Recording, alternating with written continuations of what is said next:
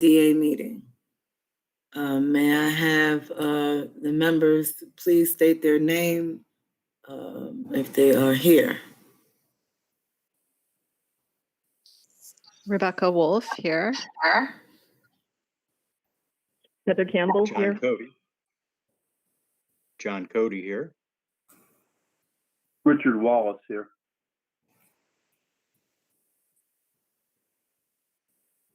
So we're waiting on the mayor, correct? Yeah, I just texted him the meeting link, so hopefully that worked. Well, we can begin.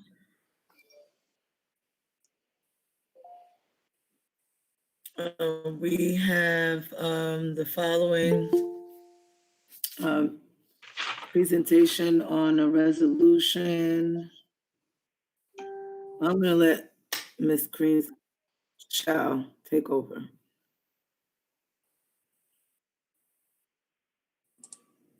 Good afternoon. Can you hear me? Hello? Yep. Yes. You can hear me? Okay. Good afternoon.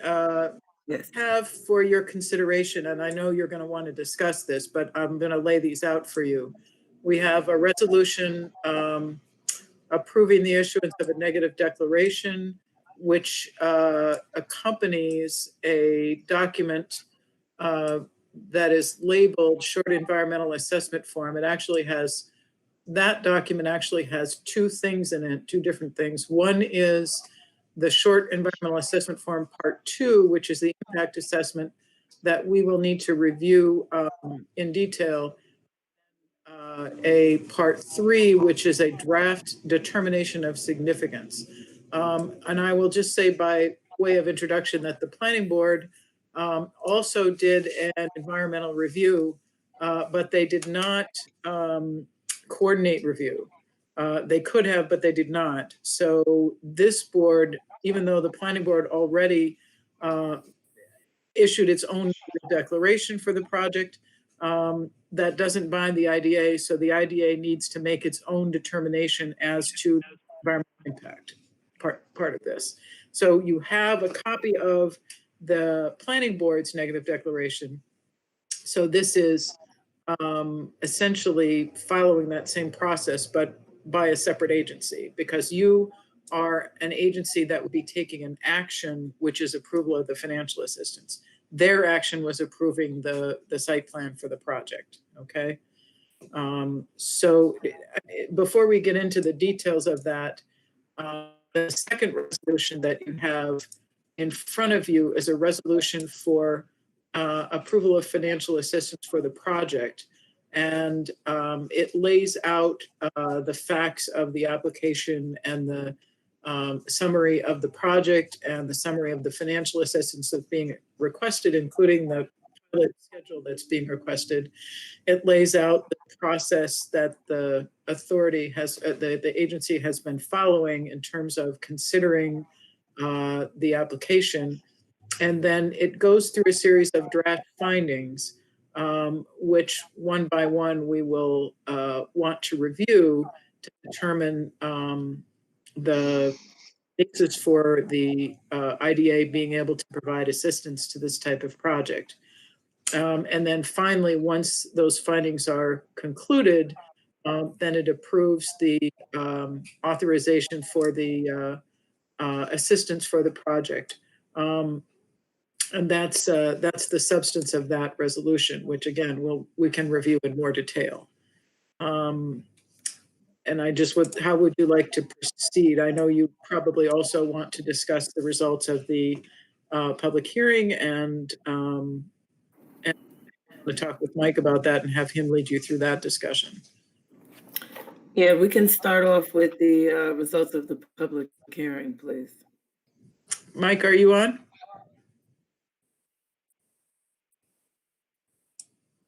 Thought he was on. Mike Tucker? Unmute yourself.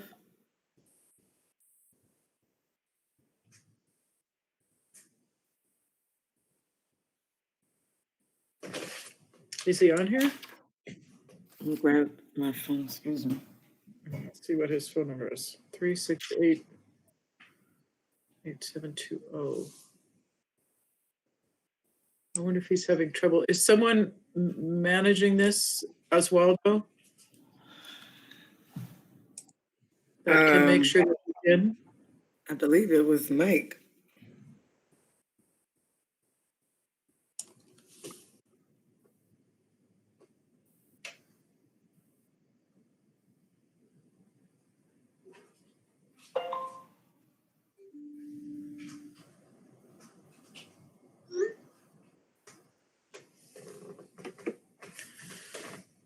Are you, Well, are you, are you contacting him?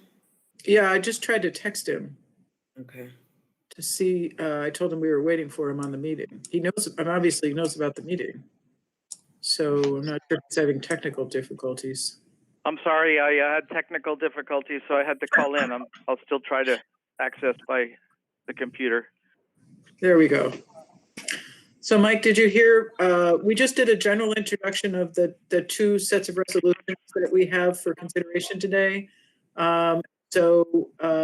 We thought that the first thing that we might want to do is circle back to the public hearing and the comments that were received and have you help them walk through that. Great. Thank you very much. As you know, a public hearing was held, and last week we had just a second, please. There was a list of presentations put together, which I'm looking for.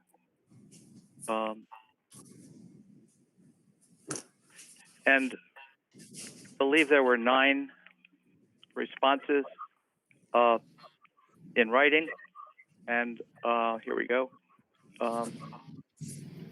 We received comments in favor of the project from Scott Nevin, Rudy Hudson, Houston, Christopher Draghi, Robert Dubai, Jay Neuschatz, Bruce Michel, and we had one letter outlining objection to the project from Steve Dunn. We also had one additional comment at the public hearing, in addition to Mr. Dunn's objection, from a gentleman who was concerned about whether salaries would be sufficient for local workers to be able to live in the city and work at the hotel. That was John Paul Kane. Yes, and that those were responded to, I believe, by Mr. Kessler at the public hearing. With respect to the questions raised by Mr. Dunn in his letter, Madam Chair, I guess we could have the developer respond, and we could then see if there are any additional questions or comments. We can do that if the letter is requesting for a response. If the letter is... I think perhaps that's up to you and the agency. We can discuss that now, or we can hold off on that if that's okay with Chris. Would you like to, I mean, I think if you want to hear from the applicant, that's fine. If you'd like to start going through the resolution, and then as those issues come up, they'll come up when we start to talk about findings. That may be where you want to specifically address those issues, if that makes sense. Then we have a context. Yes. Okay? Okay. So, Yes. All right. so and then if there are questions that appear to be remained unanswered, you can address them afterwards. Okay. So, sorry. Madam Chair, my thought was that council would go through the findings and then discuss the environmental afterwards, or were you going to do that first, Chris? I would do the environmental first, just because. Okay, go ahead. To keep it You have in the them right 1, 2, order. yeah. Okay. Yep, right. Yeah, that's what I wanted So to if do. you, the environmental assessment form I'm detailed sorry, that. can I just ask, can somebody share their screen so that the documents are in front of us? They were sent to us in email. I know, but being in the meeting, it's not possible to look at the document at the same time. I think we can. I just don't. I can't get online. Let's see here.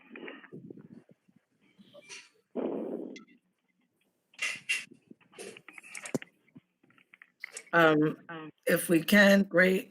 For future reference, if you can at least, go to City Hall and make copies so you can have it in front of you, because I know it is difficult Yeah, to have, I just feel like it's a good policy to just share the documents that we're discussing on the screen so that we can all be on the Okay. same page.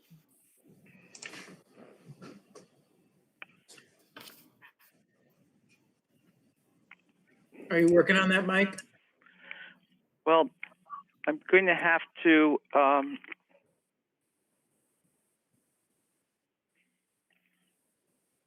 he's not gonna be able to if he has technical difficulties and he's on the phone. I'm going to see if I can.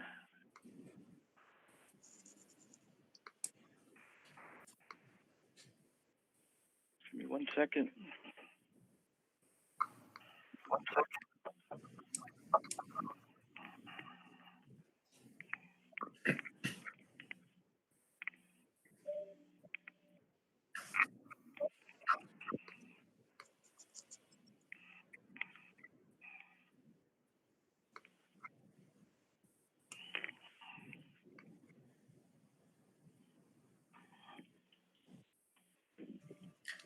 Madam Chair, should we start going through these questions, which are just one page of questions, and I'll read them? And Yes, then please. Sure. Thank he'll you. work on- Mike works on That way, the other. Rebecca will get to hear it, and as well as the public. Thank you. Right, okay. So the first, the part two, first question is, will the proposed action create a material conflict with the adopted land use plan or zoning regulations? And the proposed answer is that no or small impact may occur. And this is, we already know that the planning board has approved the site plan for this project. So will the proposed action result in a change in use or intensity of land? So the proposed answer is yes, a moderate impact may occur. And that is discussed later on in the next page. So we'll come back to that. Will the proposed action impair the character or quality of the existing community? The proposed answer is no. Will the proposed action have an impact on environmental characteristics that for the critical environmental area? No, there isn't one. Will the proposed action result in an adverse change in the existing level of traffic or affect existing infrastructure for mass transit, biking, or walkway? Proposed answer is no.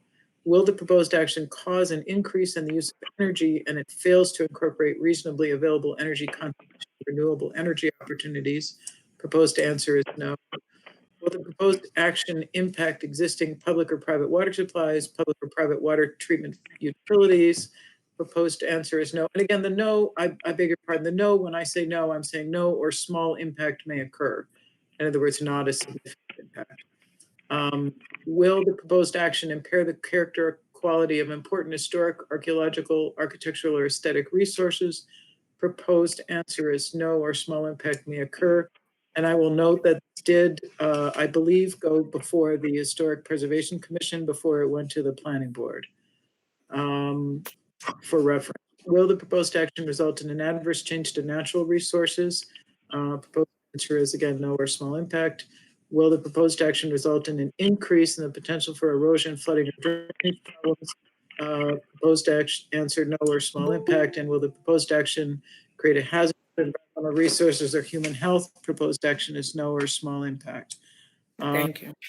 And then the next step is to talk about and review more specifically those areas where a moderate impact has been identified. And so the part 3 determination of significance indicates that the project proposes an addition to an existing building on an adjacent undeveloped area. and the use of the undeveloped area as a hotel will necessarily result in a change in use of land and increase in intensity of use. However, the impact of the change in both the type and intensity will not be significant. The scale of the project is in line with the pattern of development in the neighborhood, and the proposed project does not introduce land uses that are unfamiliar or inconsistent with the development in the area.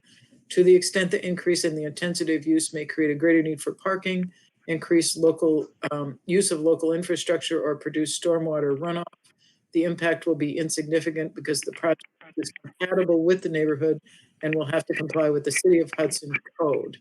And again, we do have the record of the planning board's review and approval of the site plan for the project with conditions.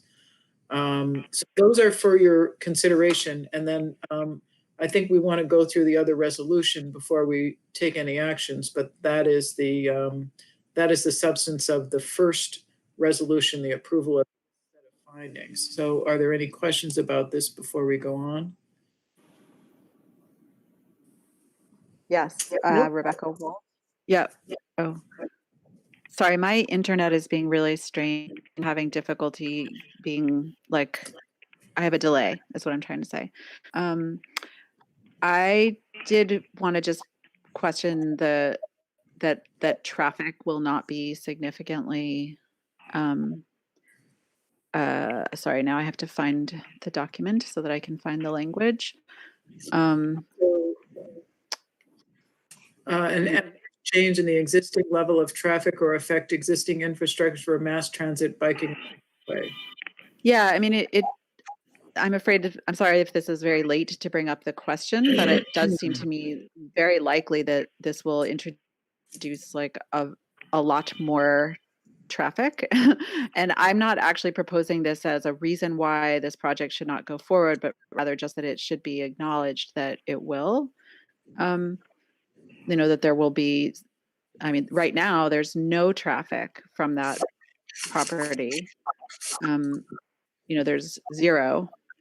And there certainly will be many people either needing to be transported to the train station, and I should say this is actually something that dawned on me because I live on Union Street, close to the train station, and there already are, there's already an issue of people who are late for their train rushing to get down, driving really fast down Union Street to get to their train. And I don't think mean it's to interrupt very you, likely that, but yeah. I think you are right. I think it may be too late. I don't know. The city has transportation. And it is also up to the person's responsibility to get to their train on time. If we can just, and I'm not dismissing you, Rebecca, I just want to get back with the Miss Chris and find out if we are keeping ourselves on the right track and maybe take these comments at the end.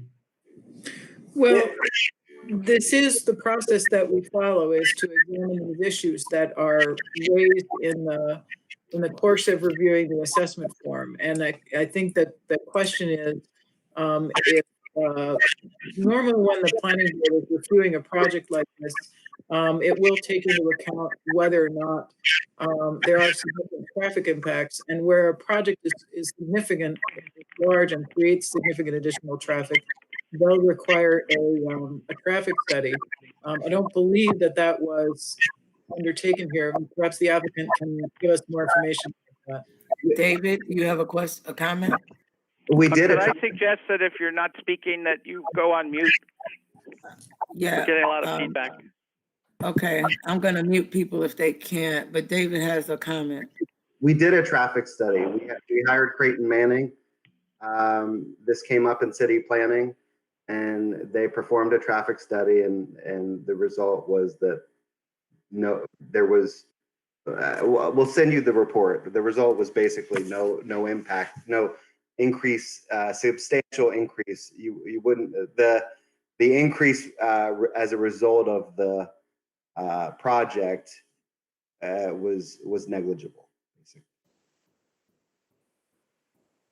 Rebecca, does that answer your question? You know, Well, it does. It seems, I mean, I guess that it does seem unlikely that there will be insignificant increase in traffic. So I guess, but I don't know how to question the results of that study, and it's too late apparently. And I just, going down this checklist, it seems like um, uh, just important to question things that need David, questioning. if you can if email you, that results, David, if you can email the results to the board, please, of the And traffic study. Rebecca, it's not too late. This is an appropriate time to ask about these things. I think that the reason that you would see a study result like that is because when they analyze these kinds of things, it's a matter of degree. Whenever you have a project, there's going to be an impact. The question is whether it's a significant enough impact to raise the level of review of the project based on the amount of the traffic.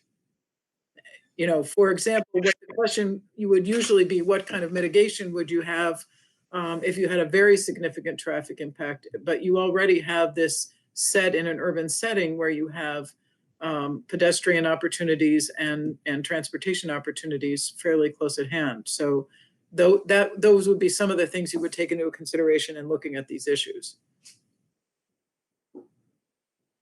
Okay. Helpful to you. Yep. Thank you. Thank you.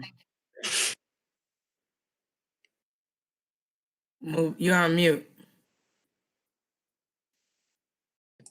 Sorry. Shall we go on to the second resolution then for now? Yes, please.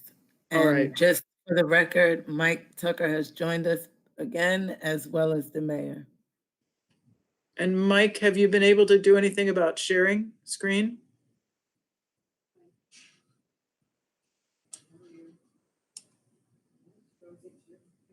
We can't hear you, Mike.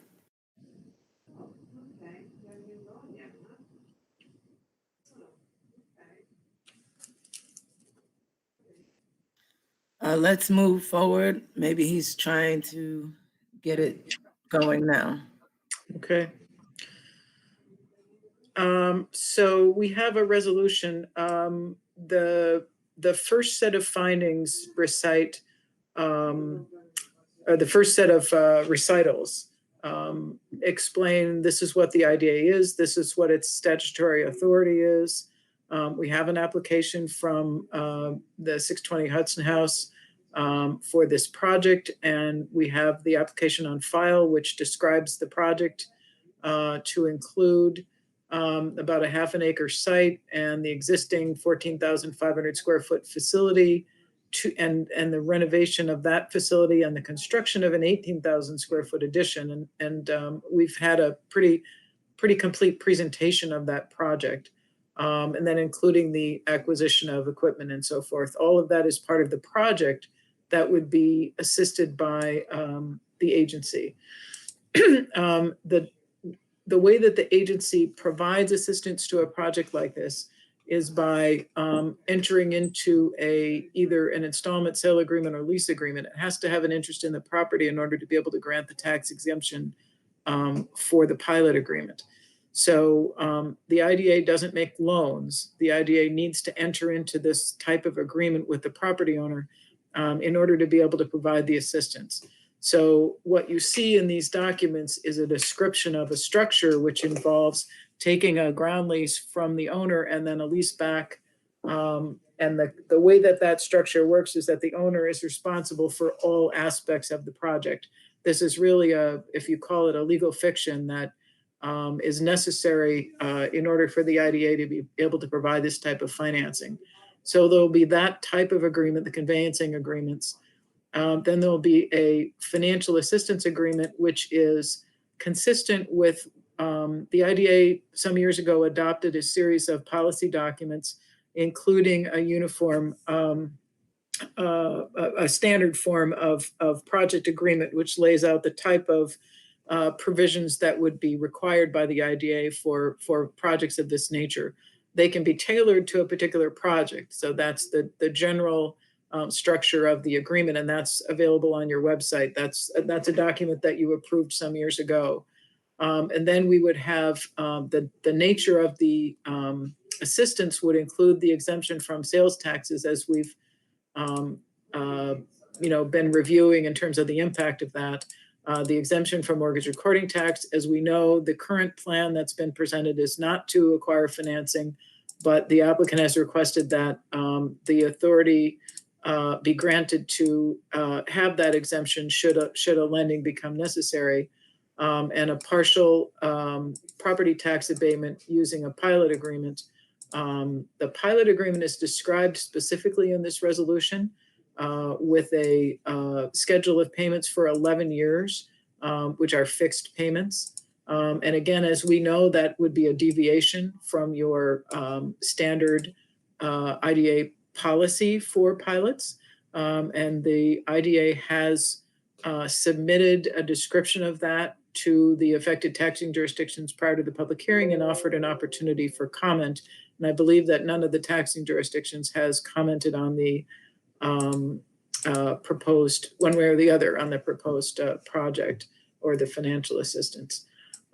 We then have some recitals that are required for you to provide assistance. The company has to certify that it is in compliance with tax and worker protection laws and environmental laws, so that essentially you're not doing business with a bad actor. That's what you're looking for in those kinds of things. And the IDA statute asks you to seek those assurances.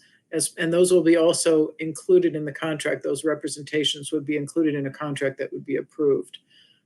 So we did hold the public hearing, and the public had an opportunity to express views. Before this resolution would be adopted, you would consider the neg deck resolution first, because you would need to make that finding before you take this kind of action. And then the next portion of the recitals describes all of the things that have been presented to the board as a basis for making these findings, which include the application, the CAMWINE cost-benefit analysis, and your own uniform tax exemption policy and the factors that have been identified. You have also on your website a previously adopted document that lays out what factors you will consider in reviewing these applications. And so the findings that we're going to talk about relate to those issues. And I see that Mike is, yay. Thank you, Michael. Okay, so do you want to, we're in about, Mike, we're up to page, let's see, about page 4. Why don't you just page through this quickly? Can you do that for us?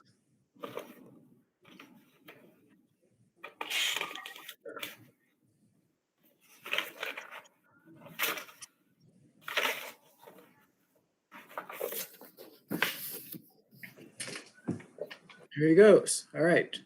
Okay. So you're at about page 4. So this is where we're talking about the documents and information that the IDA is using to base its decision on. So we also, excuse me, we ask, one of the things that you do need to consider is whether this project would result in the removal of a plant or facility from one area of New York to another area, or the abandonment of a facility. And this appears to be a new facility and not a discontinuance of something else. So for example, you're expected not to be poaching projects from other areas of the state. That's not considered to be a useful thing from an economic development perspective. So the next series of recitals describe the types of agreements that would be entered into, and that would include the pilot agreement and what's called an agent agreement, which outlines specific provisions in order for the applicant to be able to take advantage of the sales tax exemption that you can grant. There are a series of documents that they're required to file with the state and with you to identify what the amount of those is actually being claimed for. And there are a series of reports that they will have to make on an ongoing basis. So now we get to the sections of the resolution, the findings. So based on that, the findings are as follows. And Michael, can you get to the page? One more page, I think. There we go. So this is section 1 of the findings. There we go. Stop right there, please. Okay, so the project is within the city. The project is expected to create 30 permanent full-time equivalent jobs.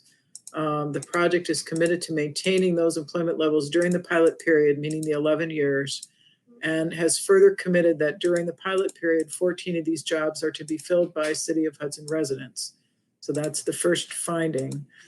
The second one would be that the environmental and fiscal impact study prepared by Camoin found that the estimated value of exemptions that are sought by the project is approximately $753,000 in total, comprising approximately $312,000 for sales tax, approximately $98,750 for mortgage hoarding tax, and approximately $342,396 for real property taxes over that 11-year period.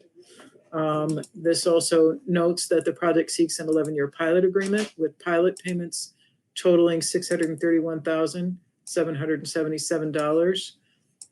That there is expected to be approximately $14.3 million in private sector investment in the project. That the project is likely to be accomplished in a timely fashion, with construction expected to begin in January of 2021, completion approximately 18 months. Project is a hotel and restaurant, which will bring visitors to the area from outside the city and Capital District Economic Development Region. That's the region that the IDA statutory language considers to be relevant, although we know that Michael has provided additional, more granular information about the impact for the city itself. According to the cost-benefit analysis, the project is expected to provide $7.36 of benefits to the region for every dollar of financial assistance. And by financial assistance, we mean the sales tax, mortgage tax, and property tax value of those exemptions. The project is expected to result in additional lodging taxes, sales tax, and parking revenues, and pilot payments over the 11-year pilot term. That's based on the Camoin report. And the project will provide fiscal benefits exceeding the cost of the financial assistance. Again, that's based on the Camoin report. So I do have there. a Let's question do that. about Yes. I know this was something that a lot of us on this agency was passionate about, the letter B. Mhm. So with the 14 jobs that are filled for the City of Hudson residents, would that continue once the pilot is over with? Or my main question is, who will maintain to make sure that these 14 positions are fulfilled by the City of Hudson residents? Well, I'll answer in terms of the documents, and then we can have Mike and perhaps the applicant respond to that as well. The documents ordinarily would say that the term of the agreement is the term of the pilot agreement because there isn't any bond financing. In some projects, we might be providing bonds, so we might well have like a 20-year project, and we sort of we have a relationship then with the project for that period of time. In this kind of case where we're doing what's called a straight lease, we only have really the project agreements and the assistance that they're getting is somewhat front loaded because the sales tax is of course mostly from the construction value. And then we have the pilot, which goes on for 11 years. After that, it goes up to full taxes. So would ordinarily then the term of the agreement would expire at that point and the property would go back fully to the developer at that point in time. Michael, do you have any comments on that?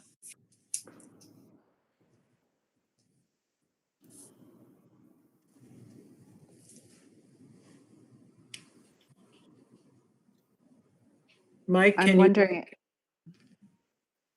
1 minute, Rebecca, please.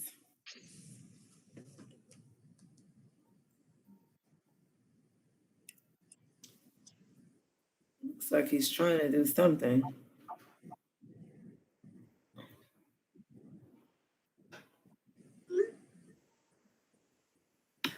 His That mic, was my main, I, that was my main concern of who would overlook to maintain that these 14 positions are fulfilled by the residents of Hudson for the pilot term. Well, during the pilot term, there is a requirement that there would be, baked into the document, there would need to be the approving documents, there would need to be that commitment to hire 14 of the employees from Hudson. That would require at least annual reporting. And there is a mechanism in your uniform documents. You have a policy for recapture. And that recapture means recapture of a portion of the benefits if the project does not comply with the agreements that they made with you at the time that you approved the benefits. So there is a potential for recapture if they're not complying with requirements, and that can include both reporting requirements and substantive requirements like this one. Again, we can ask the applicant to confirm that that is agreed to be a part of those annual reporting and compliance requirements. Yeah, Madam Chair, this is Joe Scott, if I may. Can you hear me? 1 second, Joe. Sure. Go ahead. Mike? Can you hear me? Yes, Mike. Great. Okay, I'm back. So After you, then we have Rebecca, then Joe. I just wanted to confirm what Chris said about our reporting requirements, and they have to report once a year to us. We have to report that to the Authority Budget Office, which posts their job response online for each project. And so not only is there an obligation for CEDC, as long as it continues to serve as your administrative service provider, to monitor these things, but there's also transparent public posting of this on the state's Authority Budget Office website. Rebecca? Mike, is this a time when we can discuss the document that was circulated before the meeting that's called the Insert Agency Project Agreement? Why don't we finish these and I can try to pull that one up. Okay. Yeah, I mean, I just wanted to add that, this is indeed an area of the agreement that I'm very concerned with. And I wanted to say that and I don't mean concerned in a negative sense. I mean, concerned that it fully accomplish what it has the potential to accomplish for the city of Hudson, which I believe the developer sincerely also hopes for. And so in that spirit, I'm hoping we can have a really robust conversation about what are the terms that will actually produce the desired economic benefit for the residents of the city of Hudson. Okay. I'm going to stop sharing one and hope to pull up the other. So. Thank you, Rebecca. Thank you, Mike. And Joe, you said you wanted to say something? Joe Scott? Yes, thank you, Madam Chair. I was just going to concur with the discussion offered by Ms. Shaw, that our expectation is that, and Mr. Tucker, that we'll be preparing and reporting on an annual basis various issues associated with the local commitments that the developer has described during the process that we've appeared before you. And so that's our expectation also. Thank you.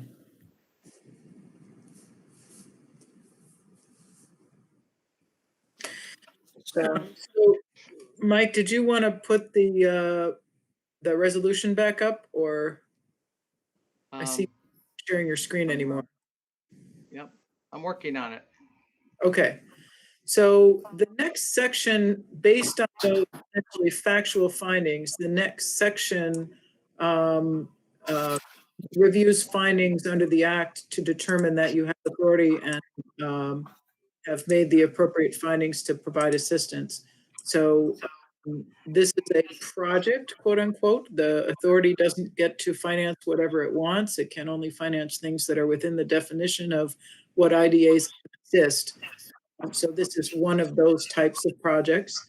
It notes that it does include facilities for retail sale, meaning the restaurant, that it is a tourism type project. And so it will also, in that sense, with the statutory requirements. And again, as we noted, that it would not result in removal of a facility to another area of the state.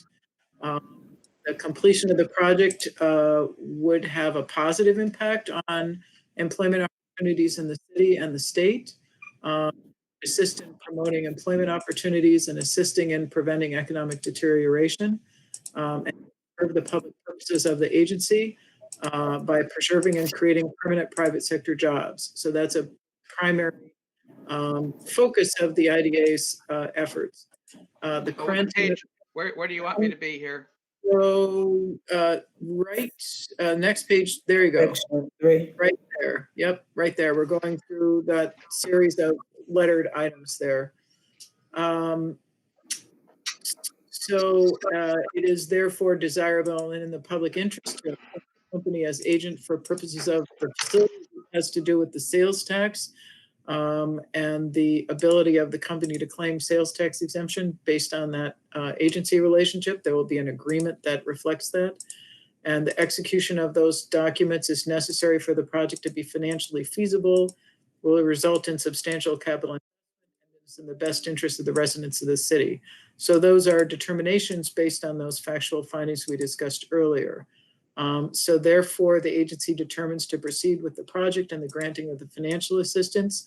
The provisions of the Act regarding reporting and recapture are incorporated in this resolution and will be incorporated in the agency documents. And again, this refers to the Uniform Project Agency Agreement, which we have on our website, which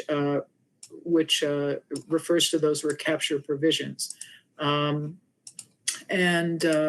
So there's a further provision that indicates that when they execute the documents and we get an insurance policy to assure that the agency is protected, then the agency would authorize the company to proceed with the project. Again, because of this legal fiction, it is your project, but they are proceeding with the project in practical fact. And then we have a typical do all things necessary to authorize and execute the documents. And that's generally the chair, the vice chair, or we've provided for the treasurer. And that's in that, from a convenience perspective, that's a person at City Hall, which sometimes we need to have signed documents. So that's the substance of the resolution. And I guess now we can, Madam Chair, maybe you want to turn to discussion.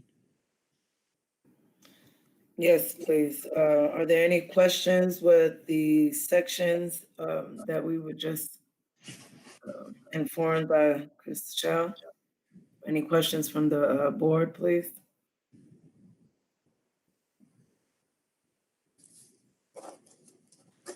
Doesn't look like we have any questions as of yet, so we can just keep moving forward until we do. Hi, this is Heather. Okay, thank you. Heather? Yeah, I just, I'm going to raise the same issue that I've raised before. The fact that there is no growth assumptions in the pilot concerns me. I would be much more comfortable, and I understand. First of all, I'd like to say I'm in favor of the project, absolutely. But the pilot, as it's currently structured, still concerns me because there's absolutely no escalation rates in either the assessment or the tax rate. And I just don't think that's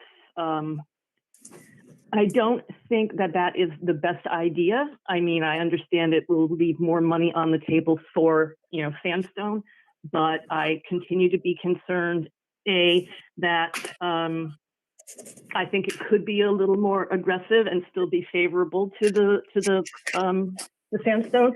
And also, I continue to be concerned that if it's just based on this flat rate, that the jump from year 11 to year 12 is going to be tremendous.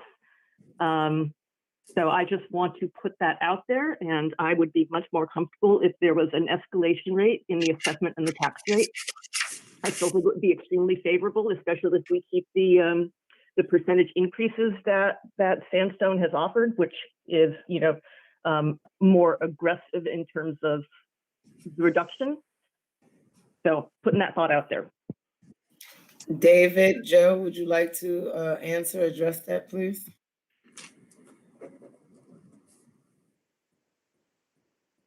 Before that, Rebecca Wolf just wanted to Rebecca, also. can you just one minute, please? Sure, I just wanted to echo.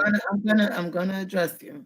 I'm gonna make sure everyone gets their questions and answers, but I'm going to give them the opportunity to respond to Heather Campbell's concerns. Okay, thank you.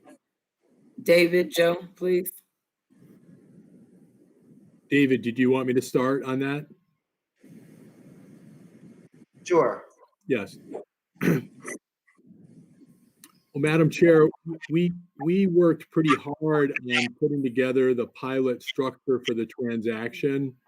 One of the constraints that we had was that the project is currently paying a significant amount of property taxes. It's typical for the number to be much lower on a starting point. What we wanted to do was not affect the city or the county or the school district by diminishing in any way the existing level of taxes being paid. So while we understand the issues raised by the treasurer, it was a balancing of starting at a relatively high rate and then providing us with a certain level of certainty with respect to the pilot payments being made over that 10-year period so that the project would succeed. We recognize that there will be a jump at the end, and the developer, Mr. Kessler, has addressed that in prior meetings. And further, the numbers reflect very somewhat closely the same structure prepared for the Wicks project several years ago by the county IDA with the assistance and the concurrence of the city. So it was a balancing, frankly, of a number of factors. And candidly, after reading the Camoin report with respect to the level of benefits versus the cost of the project, I would query whether there should be any significant concern with respect to the structure of the pilot agreement, given the payback demonstrated in the Camoin report, which again, like the appraisal report, were reports prepared on behalf of the IDA by IDA consultants. Heather, is your question, comments, concern answered?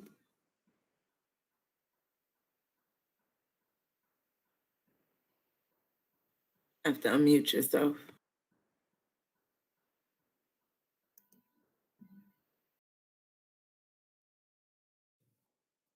Heather Campbell, you have to unmute yourself. Thank you. Yeah, so, it's the same conversations that we had in prior meetings. I still stand by my position that I think it would be much more reasonable to have some basic escalation in place. It still allows you to have a, visible and flat payment if we just assume, say, a 2 or 3% escalation rate in the assessment and the tax rate, because, The assessment's definitely going to go up higher than that based on what's been going on. And the tax rate is obviously going to be increasing every year. So, that would be my preference, but it's the board's decision. Rebecca? I just wanted to express support for that assessment. I feel, there has been relatively little discussion in the IDA board about the specifics of the financial offer, and it seems to me important that we have close conversation and consideration from people who are professionally qualified to do so, as Heather Campbell is, on behalf of the city. Thanks. May I hear from the rest of the board if they would like the same? Yeah, Madam Chair, I want to echo that as well. Please I think, address your name for the record, just for the minutes purposes. Mayor Kamal Johnson. And, I think we need to look towards the long-term goals of the city as well. Thank you. I'll Jody? second that, John Cody. Okay, and Mr. Wallace? You're on mute.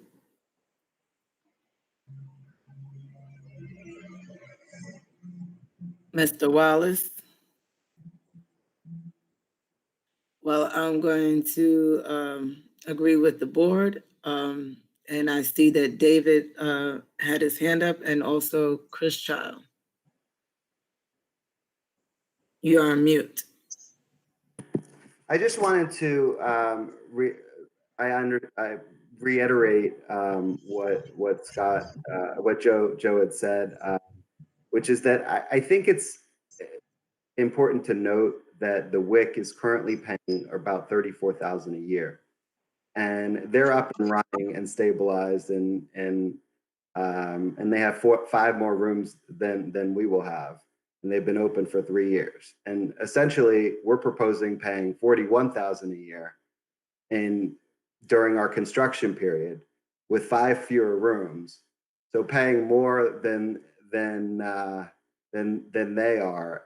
We'll have 5 fewer rooms and no revenue coming in.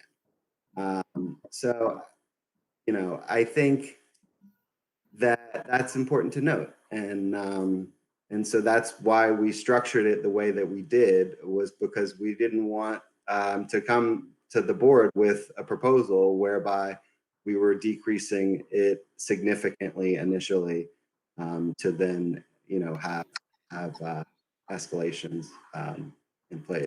We need the commercial certainty to be able to know exactly what our expenses are for the foreseeable future, for the next 5 years. Well, David, I would agree that, go ahead, Joe. Yeah, sorry. Thank you, Madam Chair. The other point that I'll make is that, and again, I can certainly understand the issue raised by the city treasurer, but you have to look at the package as a whole, and the package as a whole includes a 10/11-year commitment on the part of the developer with respect to jobs, job training, job listing, and job levels. And those, as Ms. Shaw has indicated earlier, those commitments have teeth, and they aren't present in the other projects done by the county IDA or the city IDA with respect to local projects. And those have some costs that will be borne by the developer. So there's a balancing here, together with the fact that, and again, it's important to look at the project as a whole.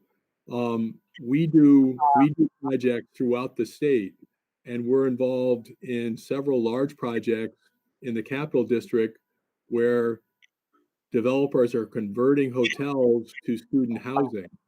So the hotel hospitality industry is under severe stress.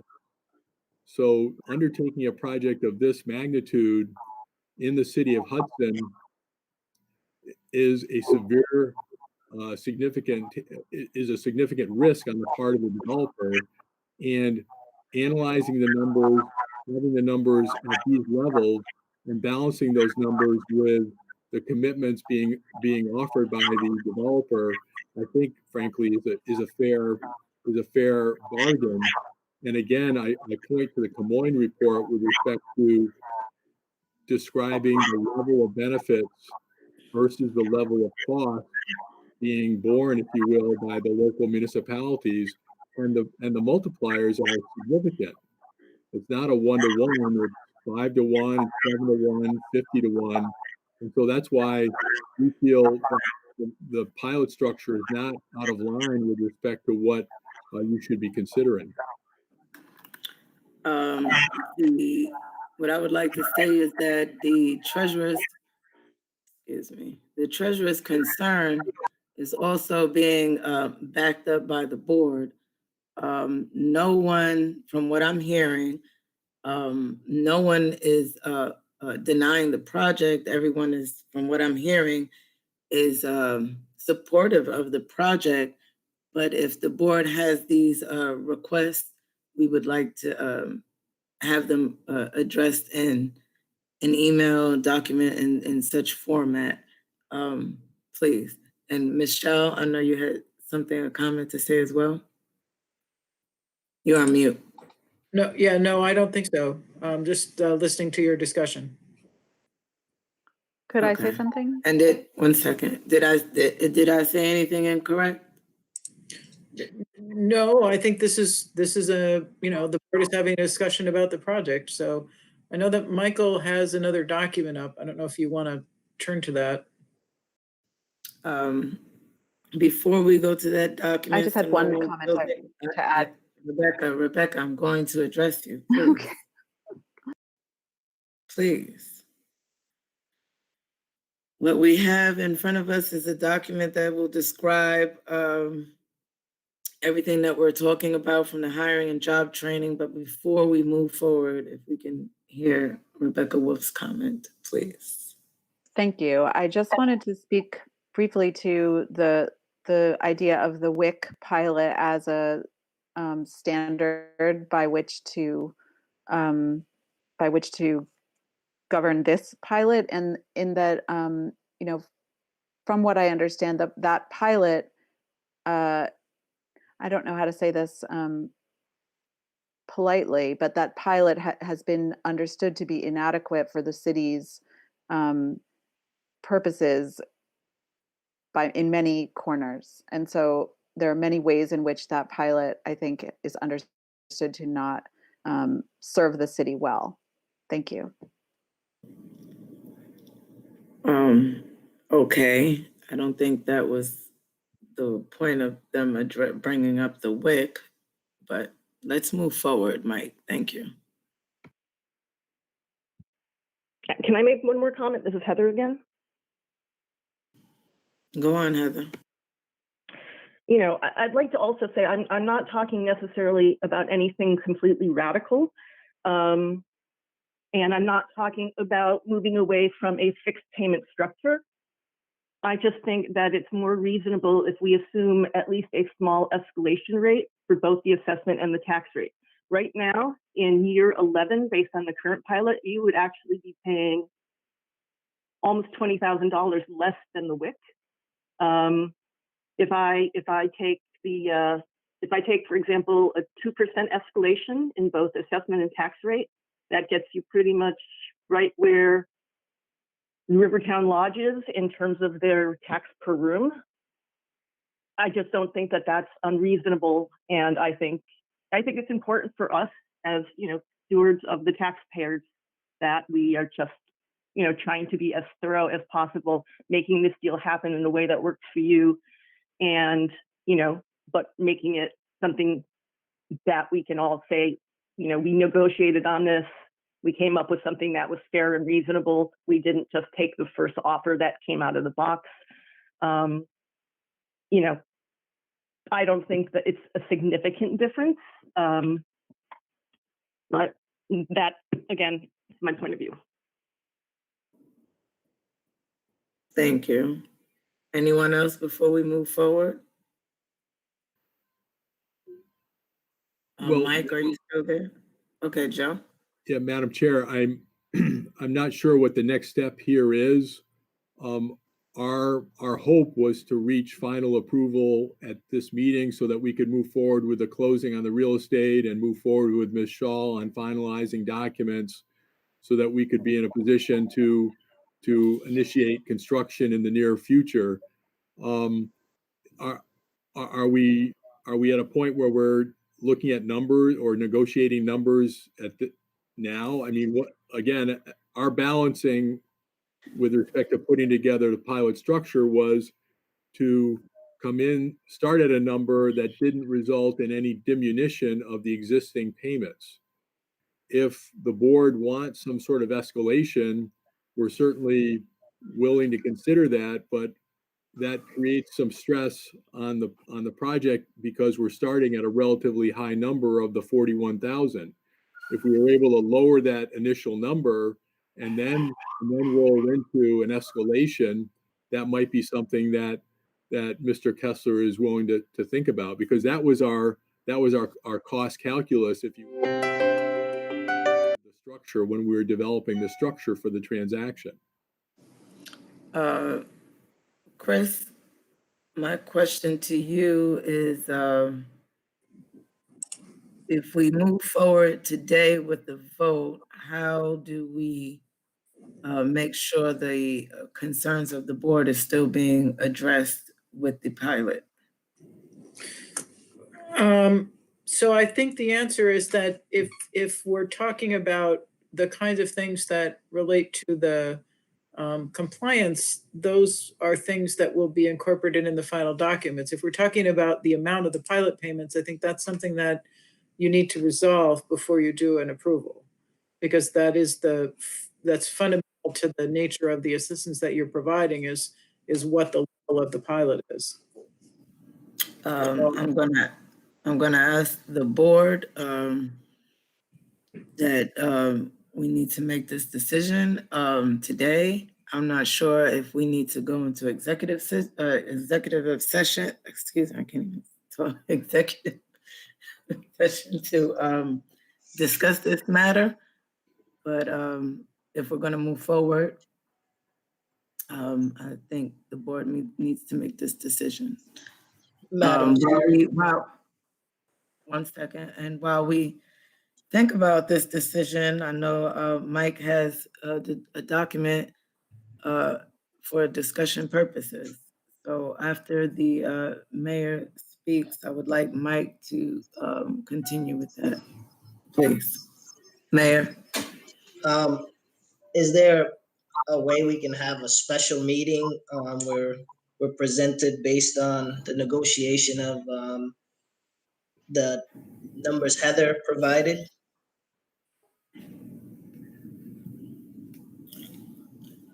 I think we can, but I don't know with the timeline, Chris.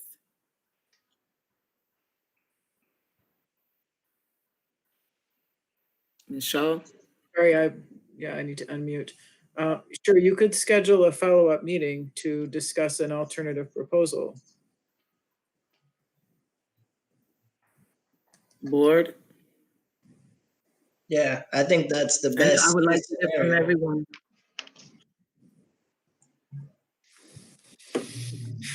I would like to hear from all board members. I know you are, Rebecca. I think John Cody, I think we should. Mhm. And Wallace?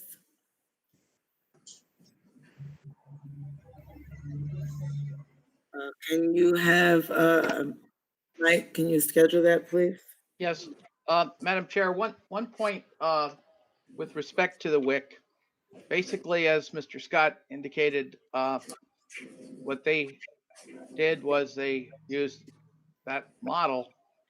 And when we did the WIC, we took the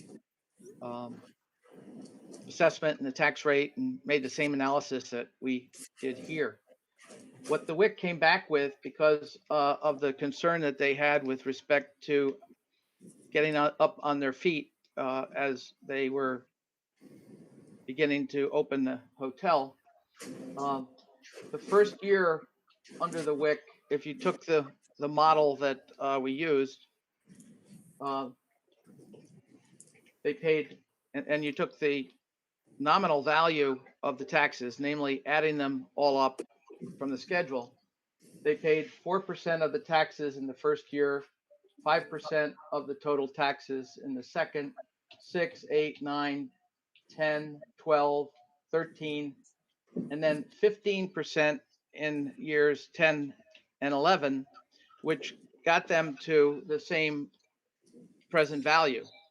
So they, if you will, took the numbers similar to what the developer proposed here, and they sculpted them so that it paid less in the startup years and paid more in the latter years, which it did address the issue that was brought up at that time as well about this cliff. But at the same time, it actually enhanced the project by making sure it was stronger in the early years of the project. And we certainly have the capacity to run various scenarios if that's what the board and the developer decide they'd like to see us do.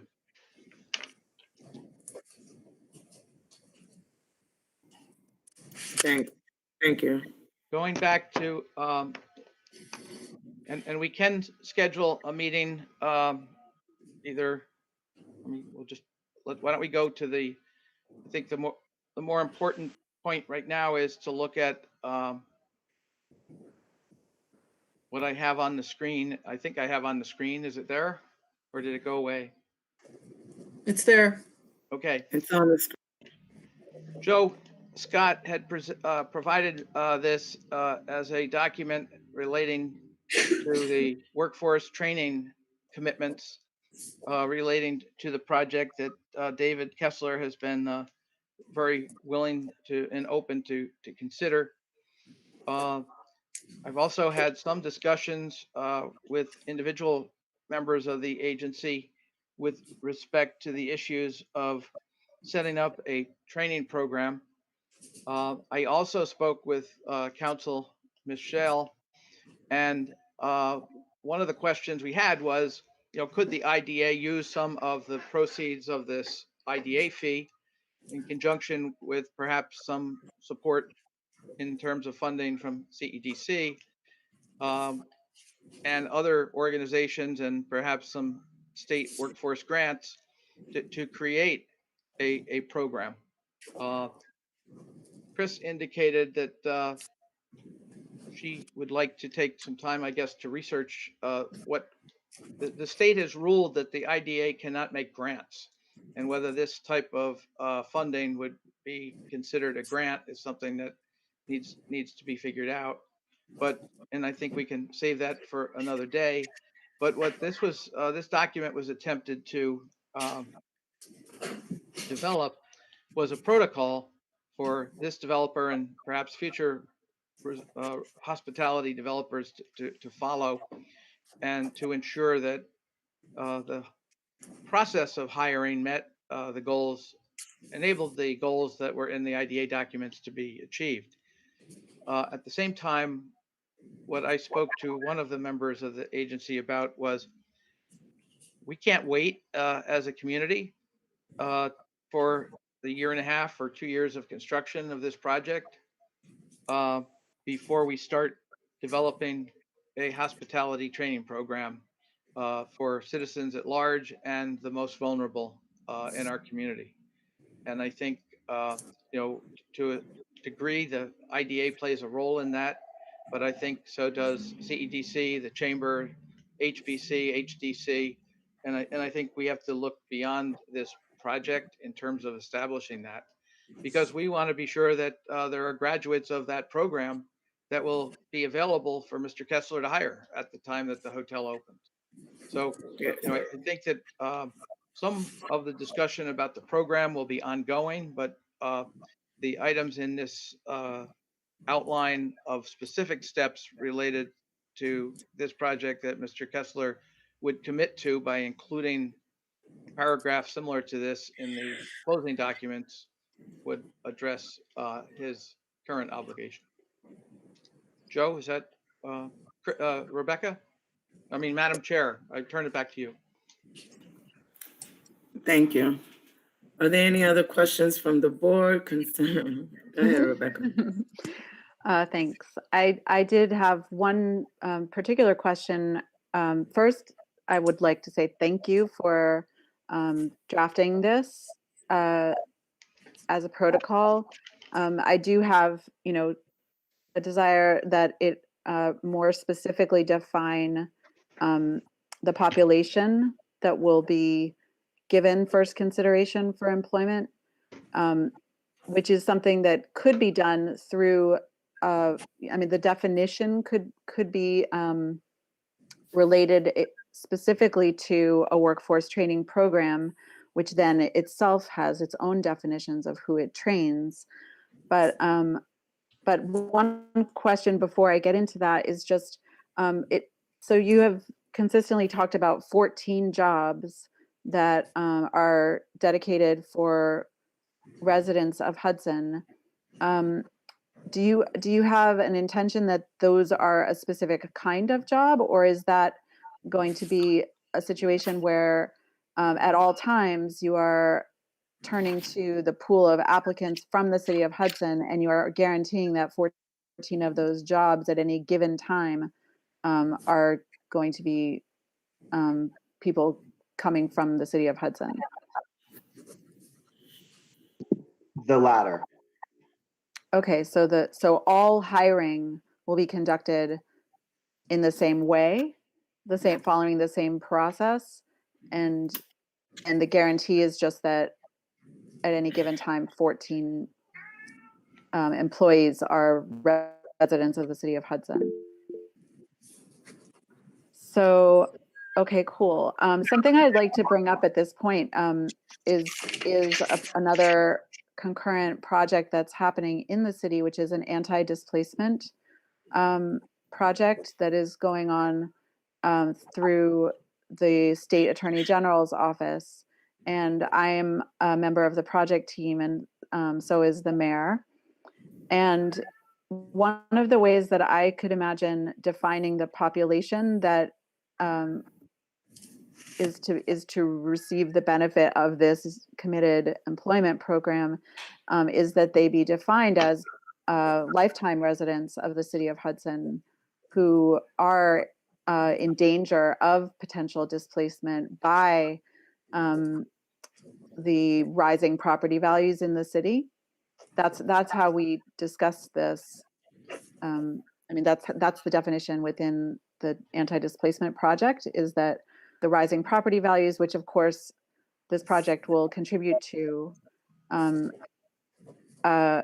will, be so that basically the population that is at risk of displacement is the population that needs employment like this, because that has been defined in the anti-displacement project as one of the main triggers of displacement of the lifetime residents of Hudson, is the lack of sustainable jobs, the lack of employment that provides real, wages that could potentially pay rent.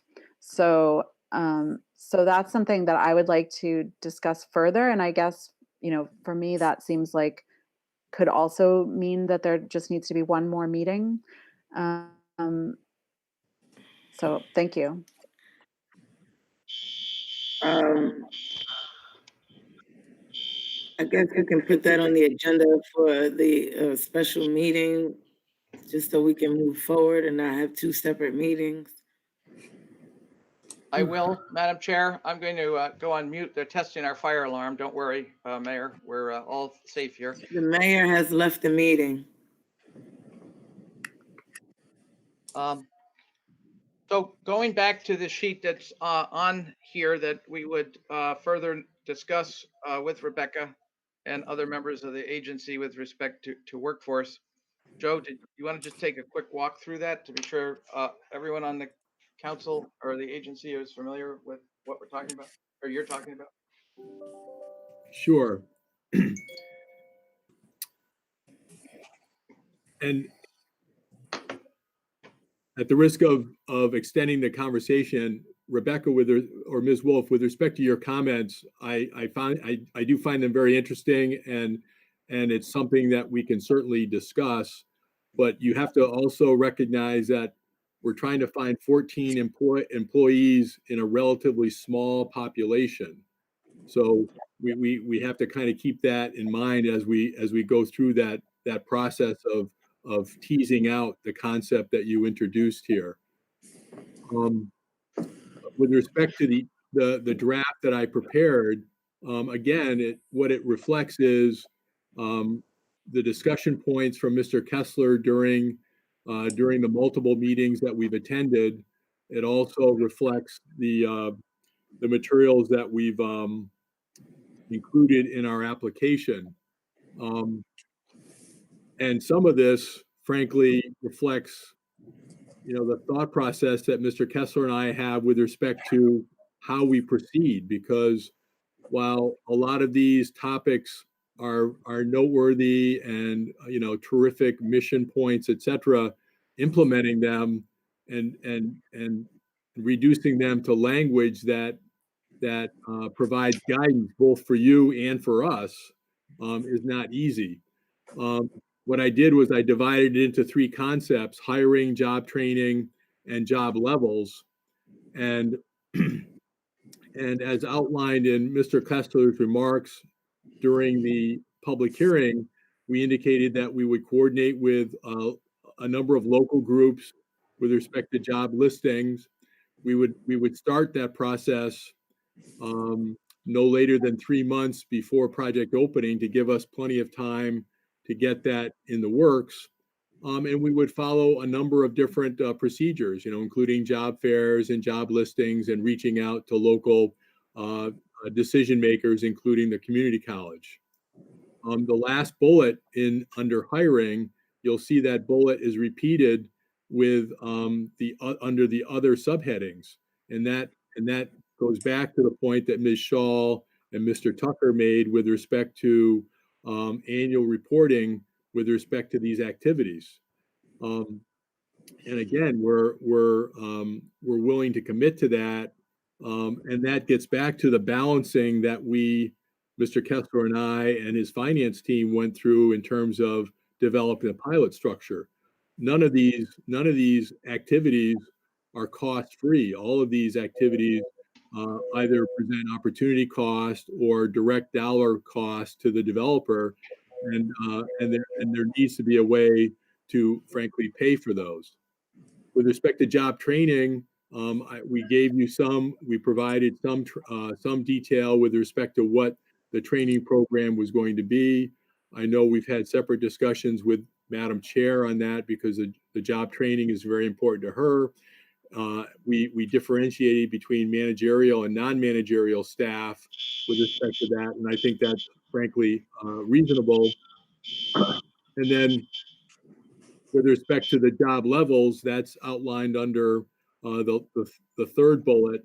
And again, that gets back to the 30 and 14 numbers. And again, that's subject to the annual reporting that we'll be doing under the project agreement that we'll be entering into as we move forward to closing. With that, Mr. Tucker, I'll open it up for any comments or questions. Any comments and questions from the board before we move on to the public?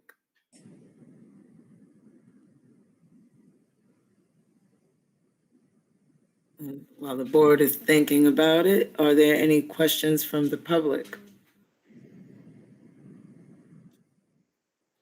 And if you have a question from the public, please unmute yourself and state your name.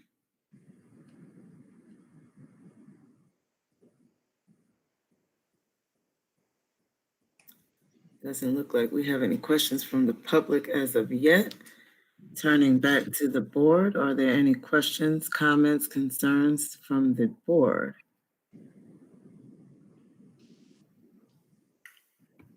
I do. Okay, Rebecca. Just to further explain where this desire is coming from. You know, in the public meeting, I wanted to ask a question of Mr. Kessler, but I didn't know if it was allowed because I was not of the public. But in this context, I am curious, you know, so Hudson is a very small city, and you have expressed a great deal of enthusiasm about living here and being a member of the community. And in essence, I think that this is an amazing opportunity for you to really demonstrate an understanding of the city that goes beyond what, you know, is visible to a non-resident of the city. And so I hope that you will be enthusiastic about discussing these ideas and possibilities. Thank you.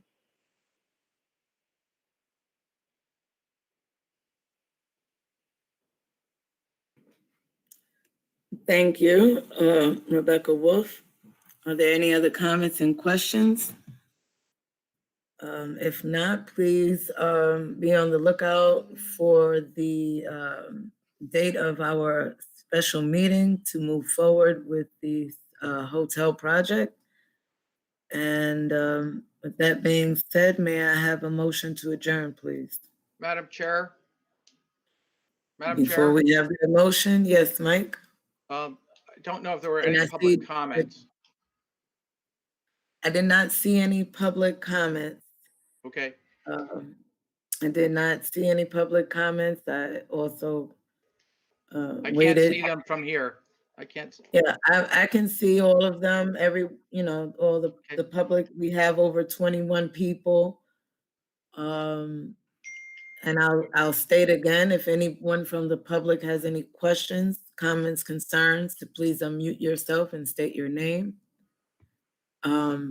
And before we close out, I see Joe Scott raised his hand. You have a comment, question? Joe Scott? You have to unmute yourself. Yeah, sorry, Madam Chair. I was just putting my chin in my hand, so I apologize. I appreciate you being attentive to my picture, but no, I have no further comments, so thank you. Okay. Well, with that being said, once again, if there aren't any other questions, concerns, or comments from the public or the board, may I ask for a motion to adjourn, please? So moved. That is John Cody. May I have a second, please? Rebecca Wolf. Thank you. We have a second, Rebecca Wolf. All in favor? Aye. Anyone opposed? Thank you. Our meeting is over at 2:23 p.m. Thank you all. Have a good day. Thanks, Tiffany.